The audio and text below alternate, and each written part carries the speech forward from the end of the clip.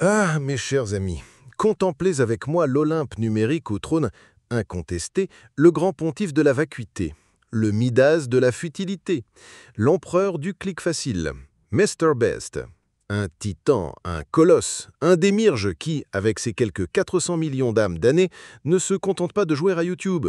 Il a réécrit la divine comédie avec des billets de banque et des défis d'une stupidité biblique. Sa spécialité, l'ordure. Mais attention, pas n'importe quelle ordure. Une ordure en 4K, une poubelle scénarisée, un déchet post-produit avec des moyens qui feraient pâlir d'envie un studio hollywoodien. Un art consommé de la transmutation du néant en or, spectacle fascinant d'une civilisation qui a fait de la télé-réalité son sacrement quotidien.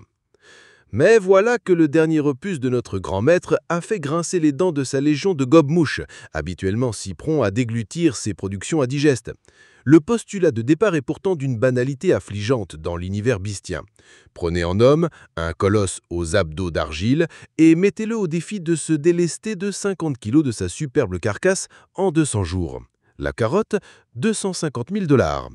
Le tout se déroule dans sa dystopie panoptique personnelle, un complexe où des êtres humains sont enfermés et filmés 24 heures sur 24, tels des hamsters dans une cage dorée pour notre plus grand plaisir voyeuriste.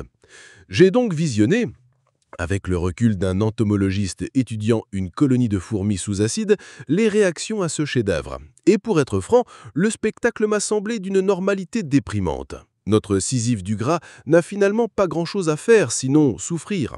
La diète, les machines de torture modernes et même un menteur lui sont fournis sur un plateau d'argent. Ce dernier, un coach, devient la clé de voûte de cette tragédie grotesque. Une relation quasi filiale se noue. On nous sert un flashback dégoulinant de pathos où notre homme avait déjà tenté l'aventure pour son défunt père, avant de replonger. Le coach devient donc le père de substitution, le phare dans la nuit de cholestérol. Et là, vous sentez venir le parpaing narratif, la tuile scénaristique grosse comme un camion. Au deuxième mois, le coach, notre Virgile du cardio, passe l'arme à gauche. On le retrouve dans son appartement, froid, rigide, inerte, ayant définitivement cessé d'emmerder la sécurité sociale. Un Maccabée, un vrai. Pour n'importe quel être humain normalement constitué, c'est un drame. Pour MrBeast, c'est une putain d'aubaine, une mine d'or de pathos. Le corps est à peine refroidi que la machine à recycler le malheur tourne à plein régime. Il va pouvoir exploiter ce cadavre jusqu'à la dernière fibre. Et il ne s'en prive pas. Flashback larmoyant, discours grandiloquent sur le thème « Fais-le pour lui », violon et ralenti. La totale. Finalement, notre gladiateur de la balance triomphe. Tout le monde est content, sauf le coach, qui lui reste mort, définitivement mort. Et c'est là que je m'esclaffe. Le tollé, l'indignation. Mais de qui se moque-t-on ? MrBeast, Logan Paul et toute cette clique de sécréteurs d'immondices audiovisuels ne sont que l'apothéose logique de ce que la télévision a initié il y a plus de 20 ans. Vous vous souvenez de Love Story ? 2001. L'an de grâce où l'on a compris que l'intimité humaine était une marchandise comme une autre, avec ses sextapes qui fuitaient comme des robinets rouillés. À partir de l'instant où le concept de sacré est éradiqué et où la vie privée devient un vague souvenir folklorique, tout devient monétisable. Logan Paul a bien streamé en direct l'accouchement de sa femme, transformant l'un des mystères de la vie en un vulgaire spectacle pour abonnés.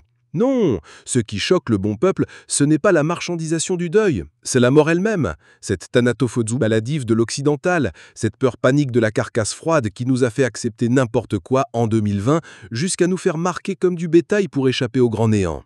La mort, la vraie, la laide, celle qui ne répond pas aux filtres Instagram, est devenue l'ultime tabou. Car au fond, des créatures comme MrBeast sont le miroir, à peine déformant, de l'agonie civilisationnelle occidentale. Un Occident dégénéré, décadent, déraciné et déconnecté du réel. Pendant que 99% de la plèbe crève la dalle ou s'angoisse pour remplir son frigo, une micro-élite d'enfants gâtés dilapide des fortunes dans des futilités dont le degré d'absurdité est directement proportionnel à la misère ambiante. C'est le vieux principe du panem et circenses 2.0. Plus tu as faim, plus on te gave de divertissements insipides pour que tu oublies ta condition de serf moderne. Et croyez-moi, la surenchère n'a fait que commencer. Le prochain défi ? Probablement ressusciter le coach pour un featuring post-mortem.